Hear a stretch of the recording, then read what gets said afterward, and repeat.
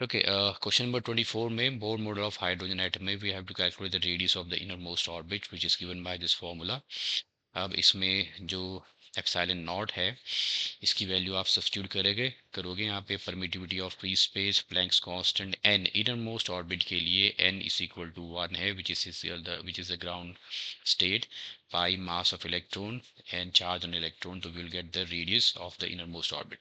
लेकिन मैंने जो यहाँ कॉन्सेप्ट यूज़ किया है वो है टोटल एनर्जी का. तो टोटल एनर्जी में is equal to the kinetic energy plus the potential energy. तो यहाँ पे काइनेटिक एनर्जी का जो फॉर्मूला है E²8πε0 इंटू आर, और total energy is minus E²4πε0 into R, where R is the radius of the nth orbit. दोनों को add किया तो I get this the radius in the nth orbit in terms of the kinetic in terms of the total energy. Total energy यहाँ पे निकालना आसान है. For the nth orbit it's given by this formula minus 13.6 upon n square into electron volt. अब inner most orbit के लिए n 1 है तो n को 1 डाला, इतनी इलेक्ट्रॉन वोल्ट आ जाएगी. इसको 1.6 इंटू 10⁻⁻19 से मल्टीप्लाई किया तो जूल में कन्वर्ट हो जाएगा. तो ये इनर मोस्ट ऑर्बिट की एनर्जी निकल गई. इसे मैंने यहाँ पे सब्स्टिट्यूट कर दिया इस इक्वेशन में. ओके, यहाँ पे वैल्यू सब्स्टिट्यूट करेंगे चार्ज ऑन इलेक्ट्रॉन की, ये परमिटिविटी, एंड देन जो इनर मोस्ट ऑर्बिट में जो एनर्जी थी वो मैंने सब्स्टिट्यूट कर दी. ये आपका आंसर आ जाएगा मीटर में. इसे मैंने राउंड ऑफ कर दिया टू फर्स्ट डेसिमल प्लेस, तो 5.3 टू 10⁻⁻11 मीटर है radius in the inner most orbit. इसे आप एंगस्ट्रॉम में भी कन्वर्ट कर सकते हो. ओके, तो ये था radius of the inner most orbit of the hydrogen atom, Bohr model of hydrogen atom.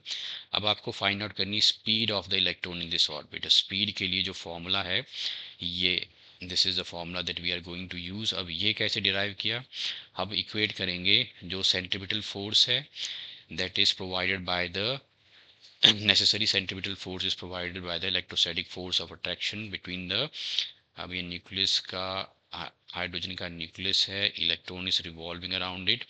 तो electrostatic force of attraction between this nucleus and the electron is given by 1/4πε0 into q1 into q2 by r square. q1 है electron, q2 है आपका charge on nucleus जिसमें एक ही proton है, तो plus E into ई हो गया आपका ई स्क्वायर. तो इलेक्ट्रोस्टैटिक फोर्स ऑफ ट्रैक्शन का ये फॉर्मूला लगाया, एक आर कैंसिल हो जाएगा, आपको वी मिल जाएगा यहाँ पे. तो वी में अगर आप वैल्यू सब्स्टिट्यूट करें, ये चार्ज ऑन इलेक्ट्रॉन है, 1/4πε0 की जो वैल्यू है that is equal to 9 into 10⁻⁹. यहाँ है 4πε0 तो ये इसका रेसिप्रोकल हो जाएगा. दिस इज 4πε0 की value, mass of electron and radius अभी हमने निकाली थी पीछे इधर. तो this is the radius in the nth orbit जो यहाँ पे मीटर में थी, उसकी वैल्यू मैंने यहाँ सब्स्टिट्यूट कर दी. This comes out to be 2.18 into 10⁻⁶, round off किया तो 2.2 इंटू 10⁻⁶ मीटर पर सेकेंड.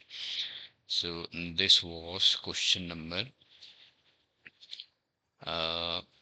24.